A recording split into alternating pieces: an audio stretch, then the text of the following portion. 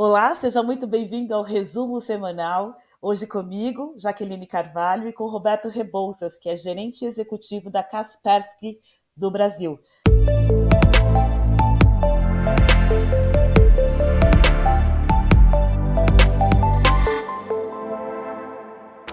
Roberto, muito obrigada pela sua contribuição. Muito obrigado, Jaqueline. Obrigado pelo convite.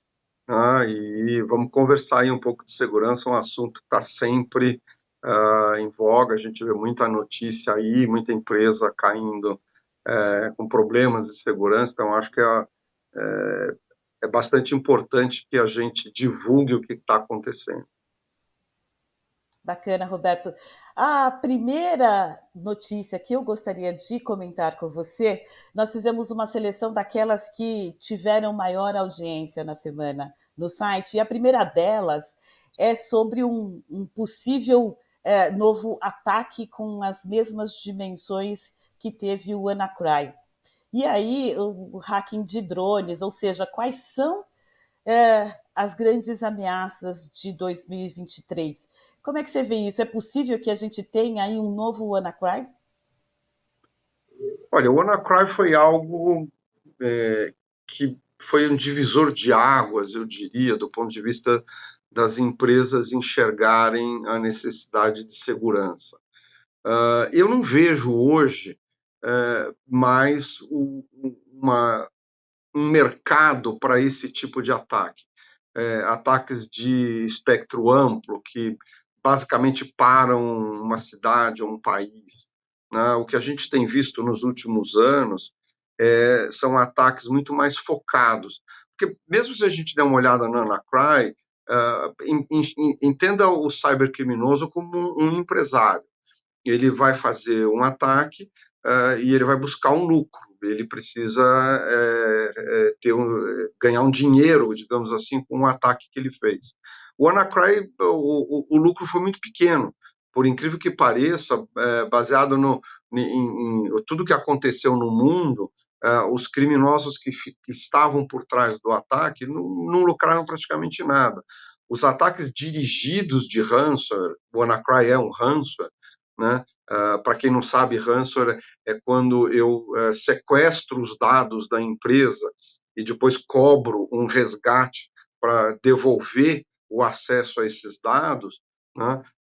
Hoje, ele é muito mais frequente dirigido. Eu vou atacar esta empresa, aquela empresa, né? Ainda mais depois da LGPD no Brasil, onde além do problema do sequestro do dado, a gente ainda tem o problema de que se o dado vazar, o governo vai cobrar uma multa de valor considerável, ela pode chegar até 50 milhões de reais. Então, assim, o que a gente vê hoje, sim,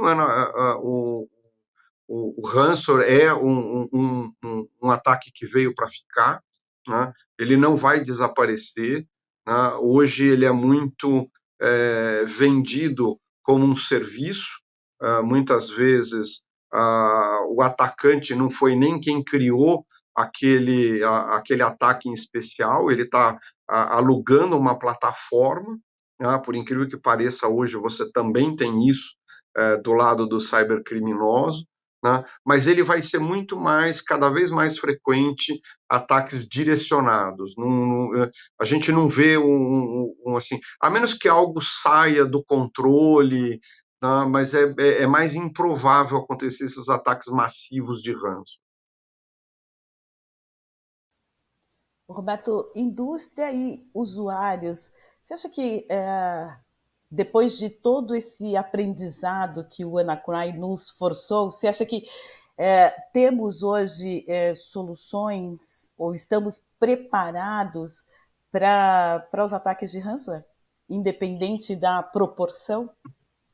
Olha, de novo, vamos voltar ao que eu falei. O atacante é um empresário, ele visa um lucro. A segurança 100% não existe. O único computador 100% seguro não está ligado na tomada. No momento que você ligou, ele não é mais seguro. O que a gente hoje conversa muito, que é um conceito que a gente chama de cyberimunidade. é tornar o ataque tão custoso de maneira que o cybercriminoso ele não vai ter lucro, ele vai ter prejuízo. Tá? Ou seja, ele vai conseguir te atacar? Vai. Só que vai custar 1 milhão para ele te atacar e ele vai conseguir só 500 mil, ou seja, ele teve um prejuízo. Nesse momento, ele deixa de atacar. Por que que a gente antigamente, por que você tem um seguro no carro, ou a gente tinha aquela barra que ligava a direção no pedal de freio do carro? Por quê? Porque ele sabe que ele vai conseguir roubar aquele carro, mas o da frente que não tem nada disso é mais fácil.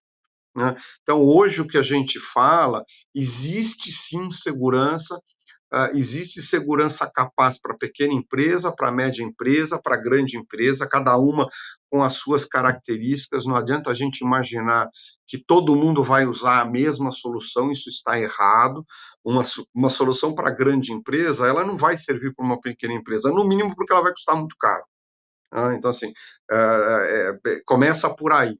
E segundo, o ataque tem dimensões diferentes, o ataque tem objetivos diferentes, mas existe sim solução para a empresa que pretende ter um ambiente razoavelmente seguro, de maneira que ele seja pouco, que ele não seja um alvo do atacante. Sim, tem, a minha empresa tem, outras empresas têm, né?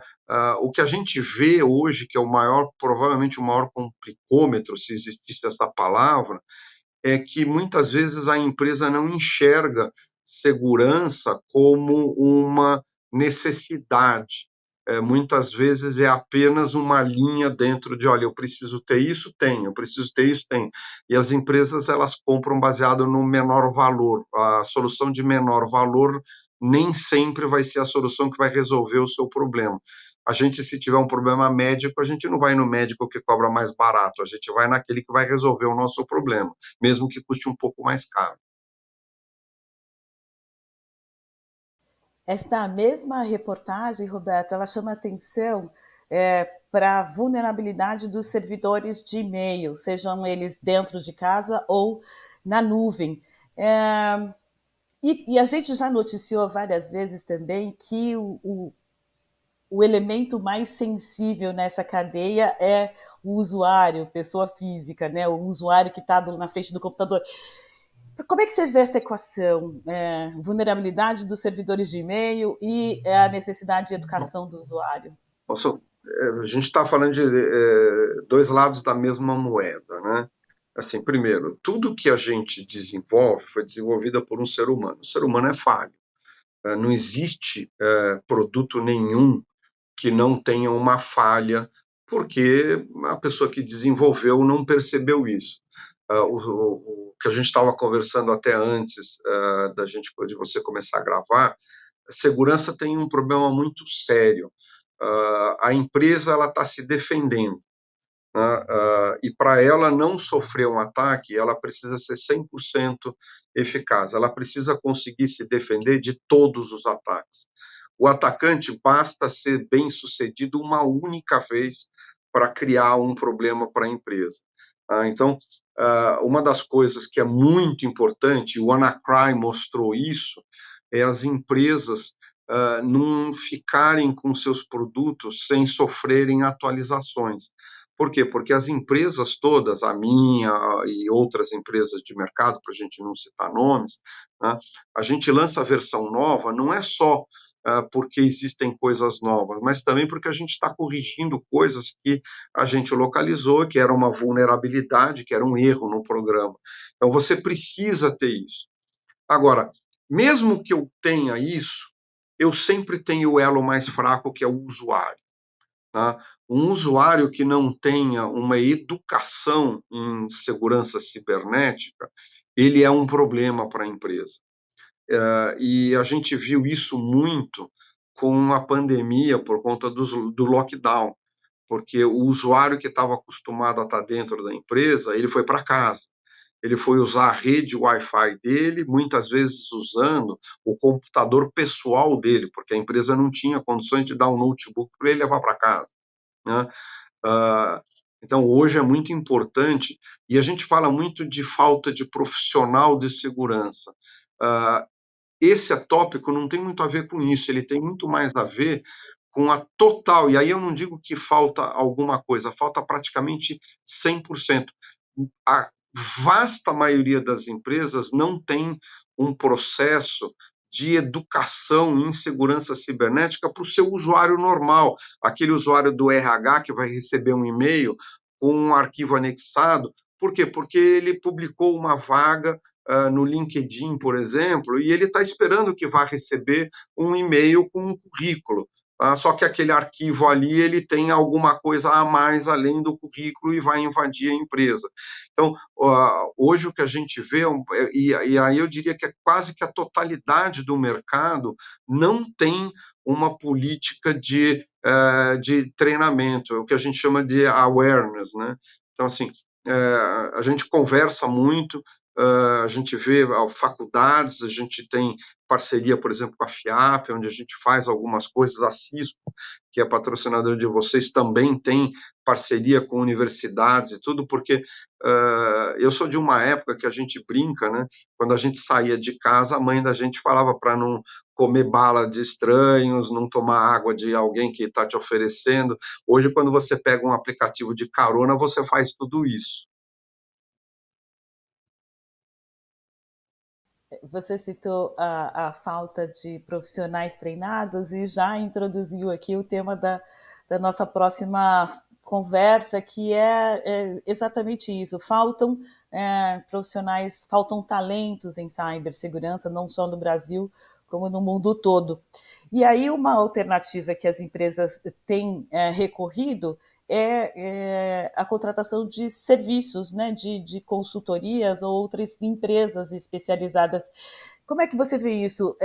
A cibersegurança precisa de uma personalização, ela precisa de um profissional dedicado às ações daquele negócio, ou é possível generalizar e contratar um serviço de terceiros? Vamos lá. Você misturou alguns tópicos, né? Assim, a terceirização de segurança, ela acontece mesmo em grandes empresas que possuem áreas bastante capacitadas do ponto de vista de segurança. Segurança é um problema porque segurança é uma disciplina que tem, eu diria assim, que é uma estrela com pontas infinitas, né? Quando a gente está falando, por exemplo, de um banco de dados que armazena os dados da empresa, dado de funcionário, eu tenho problemas de segurança e o profissional, além de conhecer segurança, ele precisa conhecer banco de dados. Quando você tem um e-commerce na internet, ele tem problemas de segurança? Tem. Eu preciso de um profissional que conheça segurança e, ao mesmo tempo, conheça e-commerce e conheça desenvolvimento de ambiente web. Eu tenho um problema no e-mail, como você falou, eu preciso de um profissional que conheça infraestrutura, ao mesmo tempo que conheça segurança. Eu não consigo um profissional que faça tudo isso. Isso não existe. Tá? O clínico geral, ele é bom para achar, puxar aonde está o problema e te indicar um especialista. Né? E, infelizmente, a menos que você seja uma empresa muito grande, você não tem condições de ter 10 especialistas. Então, você vai ter condições de ter alguns e você vai ter que terceirizar para outros empresas que são especializadas, por exemplo, em gerenciamento de serviços de segurança. Isso é bastante comum no mercado, mesmo no mercado brasileiro. Né? Agora, quando a gente fala de falta de profissional de segurança, isso é assim, isso é uma necessidade global, ela não é específica do Brasil. Existe a quantidade de profissionais que entram nesse mercado é pequena, a quantidade de profissionais com capacitação adequada é menor ainda. Né? A gente vê muito profissional com uma capacitação inadequada. Então, assim, muitas vezes a gente tem dificuldade de contratação, não é porque eu não acho profissionais, sim porque eu não acho profissional com o conhecimento que eu preciso. Isso é muito difícil. né?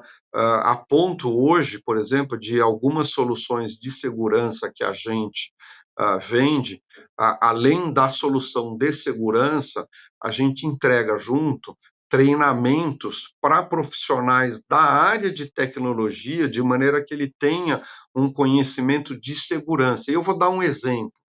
Por exemplo, um profissional de infraestrutura, ele vê por exemplo, eu preciso fazer uma configuração no firewall da empresa.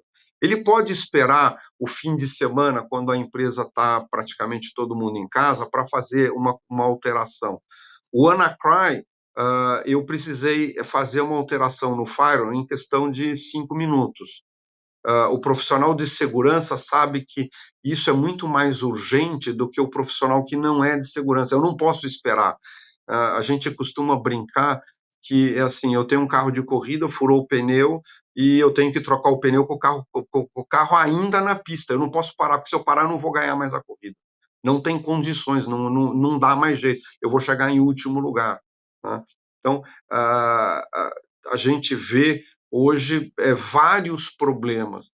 E assim, a empresa pequena, obviamente, ela vai ter um generalista, ela vai ter apenas o clínico geral, ela vai precisar de profissionais externos terceiros, não tem jeito. Uma grande empresa, eventualmente, ela pode ser autossuficiente, mas existe uma elasticidade enorme entre esses dois mundos, é o 8.800 e é muito grande.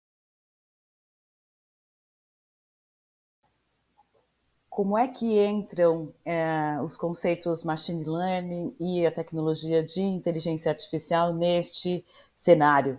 É possível dizer que as empresas investindo em automação, elas reduzem essa dificuldade ou minimizam essa deficiência da falta de profissionais especializados? Tá, então vamos lá. A nossa empresa é uma empresa engraçada. Assim, a gente é talvez uma das poucas empresas que a gente não gosta de usar o termo inteligência artificial, né? Machine learning a gente usa bastante, porque na verdade não existe uma inteligência artificial. A máquina, ela é uma máquina de inferência. Ela vai fazer comparações com coisas que ela já viu, que ela conhece, e se tiver um comportamento similar, ela vai emitir um diagnóstico de que se aquilo é bom ou aquilo é ruim, né? Eu costumo brincar, muitas vezes, quando eu dou palestra, que o conceito de inteligência artificial é como se fosse um nenê que nasceu com um sistema operacional zerado, ele aprende a falar sozinho. A máquina não consegue fazer isso.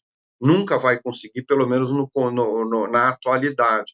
A gente fornece, por padrão, um banco de dados para a máquina com anos de experiência de coisas que foram vistas, e a gente ensina a máquina a comparar aquilo que ela está vendo, que é uma novidade, né, e ver se aquilo se comporta como algo que ela sabe que é ruim ou se comporta como algo que ela sabe que é bom, e ela vai emitir um diagnóstico e vai fazer alguma coisa. Eu concordo com você que hoje a automação é essencial, né? Então, antigamente, quando a gente falava, a empresa achava que ela tinha antivírus, que era o conceito antigo, e o firewall, ela estava protegida. Hoje, a gente vai já para o mundo que a gente chama de EDR, que é Detect and Response. A ideia é, eu detetei alguma coisa, localizei, eu não tenho profissional para fazer e, às vezes, eu não tenho tempo, eu preciso já ter uma resposta pronta. O grande problema é que essa resposta ela só está pronta se eu já vi algo, como eu estava falando, eu já enxerguei isso no passado, vi e já criei uma regra para automatizar. Se eu nunca vi isso, infelizmente a automação vai resolver muito pouco. Por isso que hoje, cada vez mais as maiores empresas, elas além de comprarem produtos de segurança, elas compram inteligência externa. Então, boa parte, muitas empresas, a minha e outras do mercado, a gente vende inteligência. Olha, eu sei que se você tiver uma máquina falando com essa máquina aqui na China, você tem um problema porque essa máquina aqui na China é conhecida e a gente sabe que isso é um trojan bancário. Né? Então, por mais que você nunca tenha visto, eu vi, estou te avisando, eu estou te dando um diagnóstico com uma inteligência que você não tem. Então, aí você tem a sua inteligência que você já viu, agrega a minha e algumas outras, e aí você consegue ter uma capacidade muito maior. Só para você ter uma noção, por exemplo, a Kaspersky hoje, ela localiza ao redor de 300 a 350 mil novos artefatos maliciosos todos os dias. A gente está falando de ao redor de 9 a 10 milhões todos os meses. Não dá para você ter ser humano olhando isso só. Você precisa de máquina. A máquina vai fazer o machine learning e esses 10 milhões vão se converter em 1.000, que a máquina não conseguiu decidir o que é isso, se é bom ou é ruim. Nesse momento, ninguém substitui o cérebro humano. Eu preciso de um ser humano para analisar isso e criar uma nova base de conhecimentos e informar para a máquina: olha, eu analisei, isso é ruim, e agora, na próxima vez que você vier algo similar, você vai ter condições de fazer. Ou seja, a gente precisa de um misto da máquina e do ser humano. A gente não consegue ter só um, é impossível.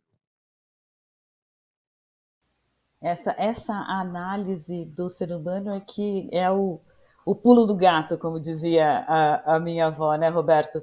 Porque a gente tem registrados inúmeros estudos, né, com diferentes matizes e entregue a esses usuários ou as empresas.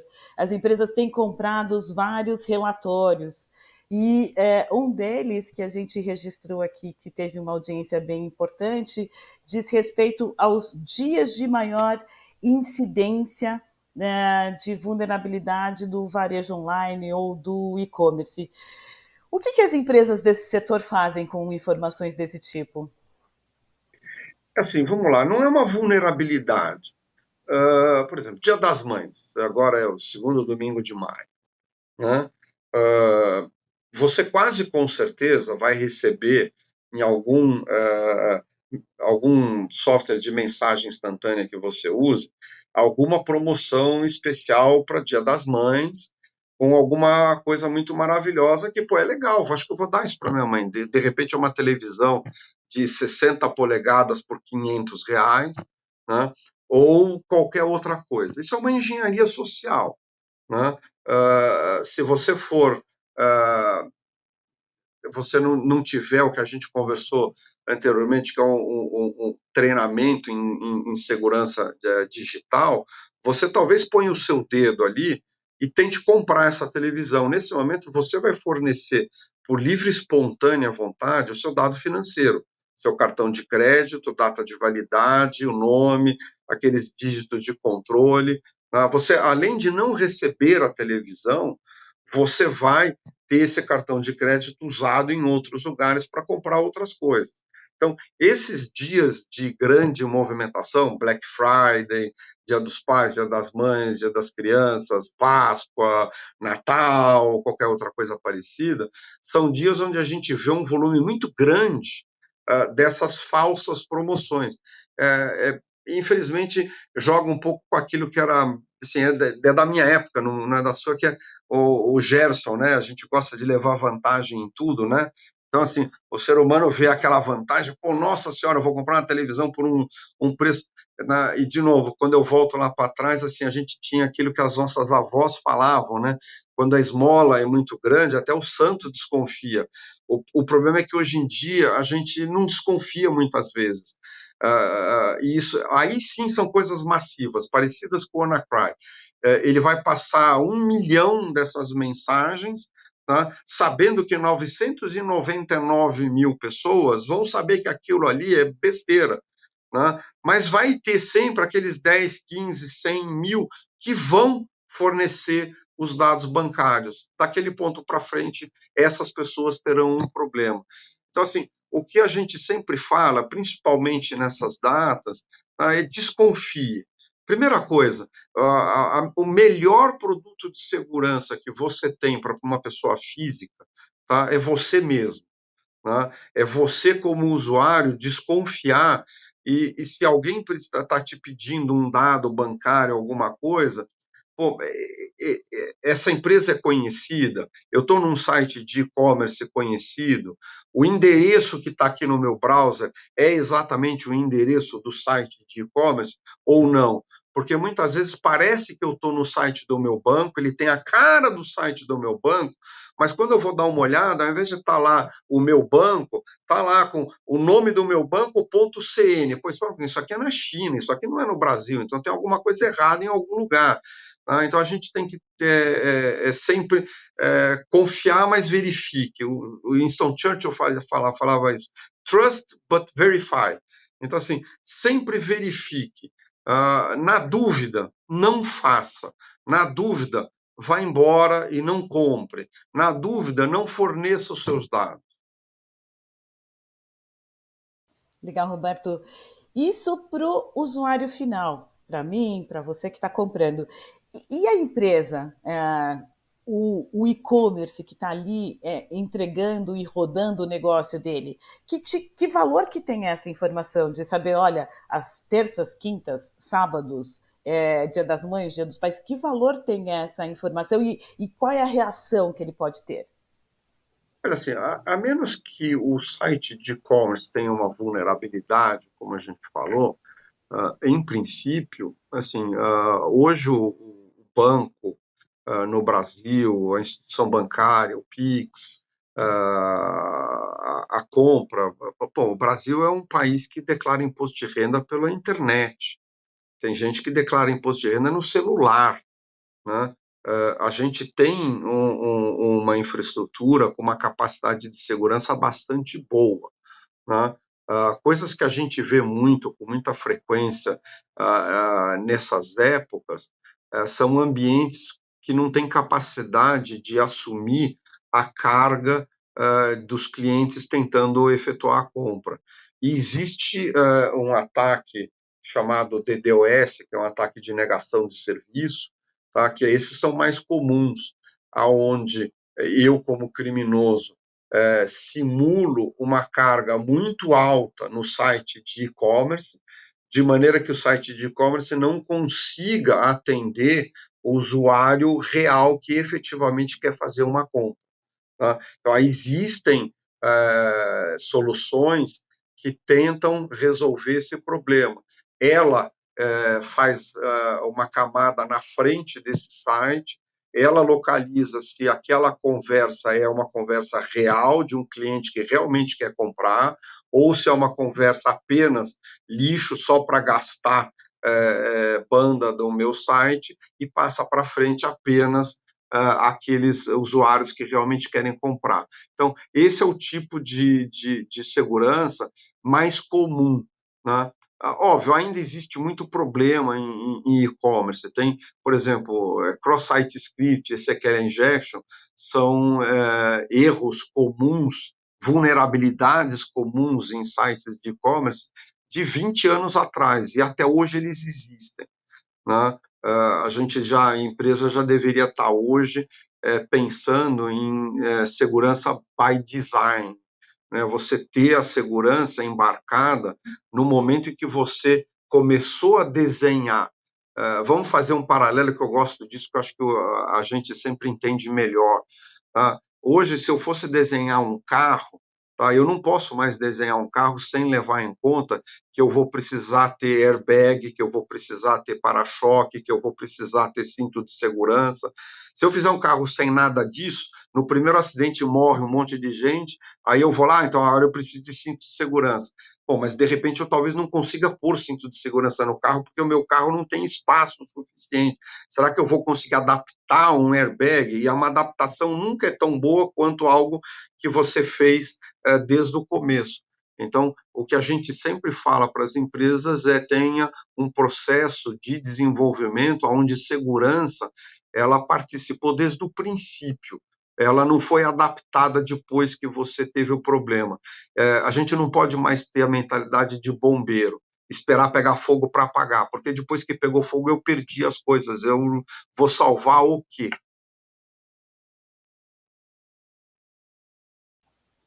Bacana.